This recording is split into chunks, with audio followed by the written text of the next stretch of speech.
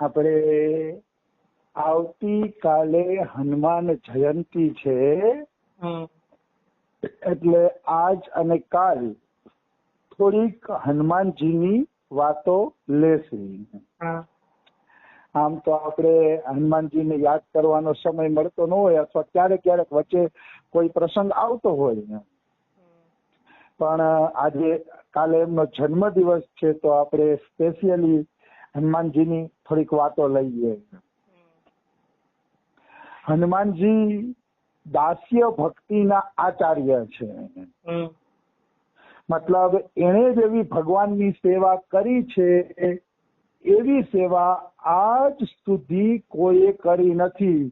એટલે હનુમાનજીને દાસ્ય ભક્તિના આચાર્ય કહેવાય છે કે એને સ્વામીની સેવા સિવાય બીજું કઈ કર્યું જ નથી.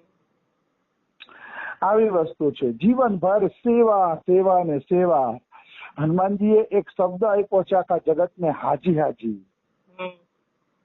જેને સેવા કરવી હોય એને હંમેશા છે ને હાજી હાજી કહીને રહેવું પડે.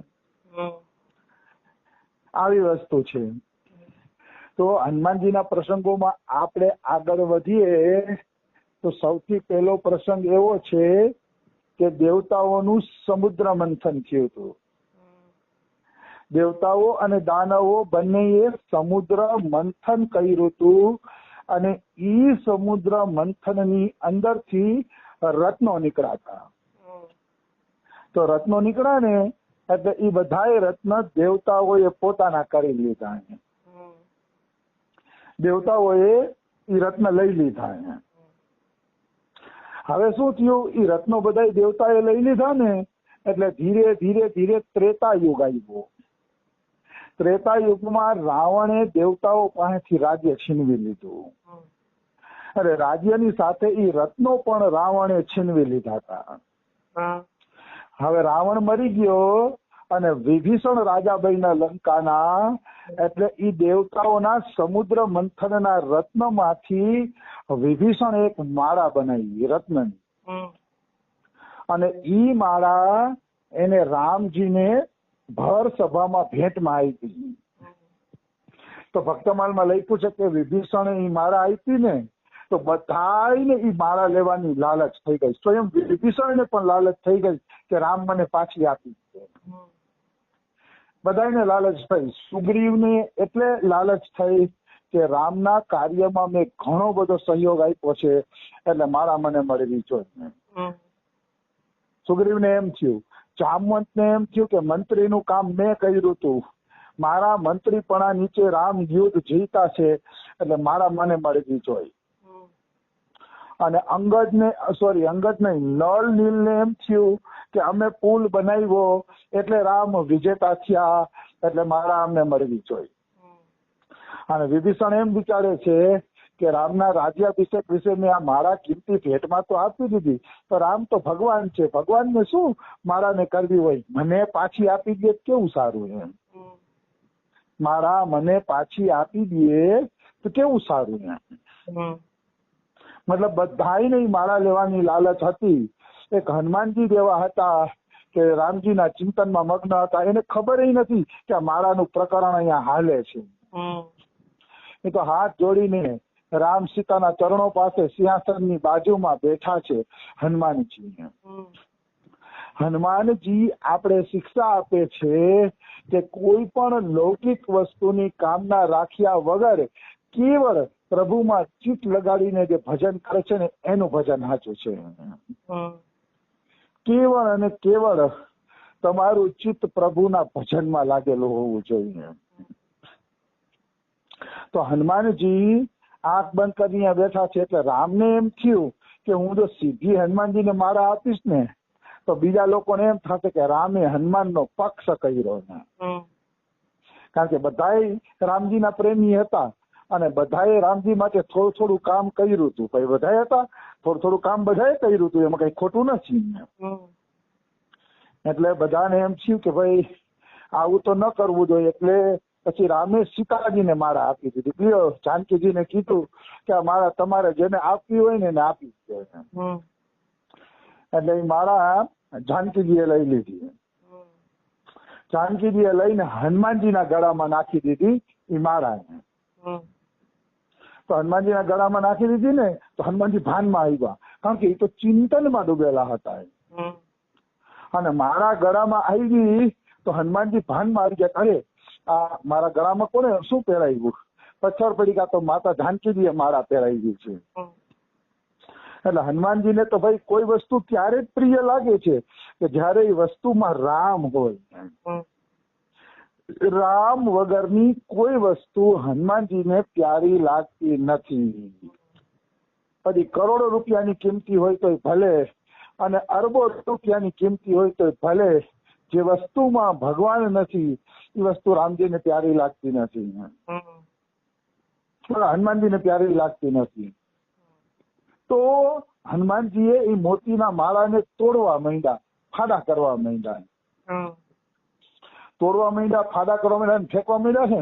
તો વિભીષણની તો લૌકિક દ્રષ્ટિ હતી એટલે વિભીષણ વધે છે કે આવડી કિંમતી માળાને હનુમાનજી તમે તોડી નાખો છો. એ કે તમને કઈ ખબર પડે છે? એ કે આ કેટલી કિંમતી માળા છે એ કે, અને એને આ રીતે તમે તોડી નાખો છો, એમ શું કામ તોડી નાખો છો?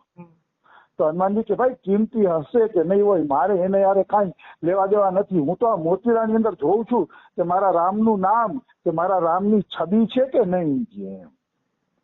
આમાં તો રામનું નામે નથી અને રામની છબી નથી, એટલે હું તોડીને ફેંકી દઉં છું.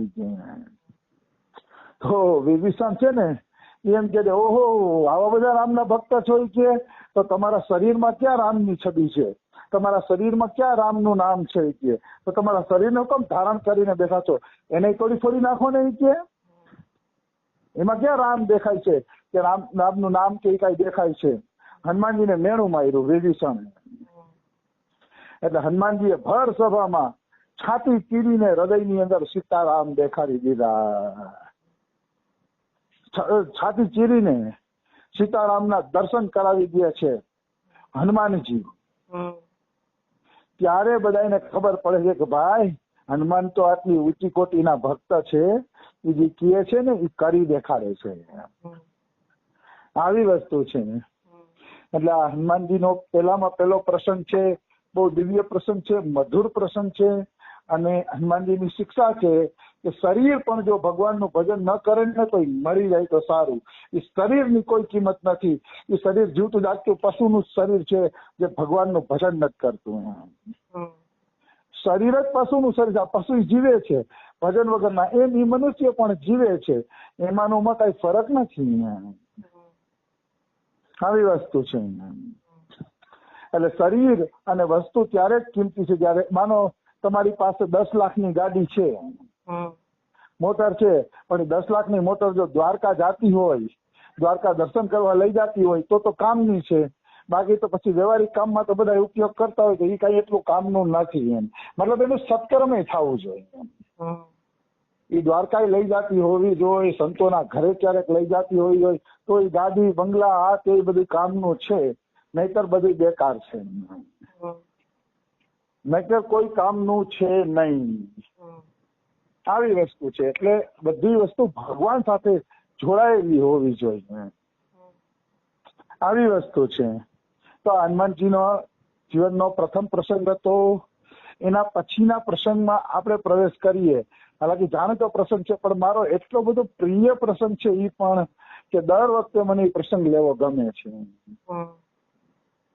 હનુમાનજી એક ભોળા ભક્ત હતા, એક સરળ જીવ હતા, અને ભોળા અને સરળ માટે કોઈ જગ્યાએ બંધન નથી હોતું. એમ હનુમાનજી ભોળા અને સરળ જીવ હતા ને, એટલે એક હનુમાનજીને સીતાજીના અને રામના બેડરૂમની અંદર, એટલે કે અંગત કક્ષની અંદર પ્રવેશ હતો. અંગત કક્ષમાં પણ હનુમાનજી ચાલ્યા જતા, કારણ કે સીતાજી રામને પુત્ર માનતા હતા. અને પુત્ર તો માતા પિતાના રૂમની અંદર પણ જઈ શકે, એનો પ્રવેશ અધિકાર હોય છે. તો હનુમાનજી એવા ભોળા ભક્ત હતા કે એનો પ્રવેશ અધિકાર હતો. તો એક વાર તો માતાના રૂમમાં ગયા તો સીતા માતા શેથામાં સિંદૂર પૂરતા હતા. સહજ હનુમાનજી તો સીતાજીની બાજુમાં બેસી ગયા બાળકની જેમ, અને પૂછ્યું કે માતા તમે આ શેથામાં સિંદૂર શું કામ ધારણ કરો છો? ત્યારે સીતા માતા એમ કહે છે કે બેટા, આ સિંદૂર ધારણ કરવાના 2 કારણ છે કે. તો હનુમાનજી કહે છે ક્યાં ક્યાં? તો સીતા માતા કહે છે કે સિંદૂર શેથામાં પૂરવાથી સ્વામીની ઉંમર વધે છે, અને બીજું કે શેથામાં સિંદૂર જોઈ અને સ્વામી પ્રસન્ન થાય. અવશ્ય સ્વામી પ્રસન્ન થાય, એમાં કોઈ ઓલી વાત નથી.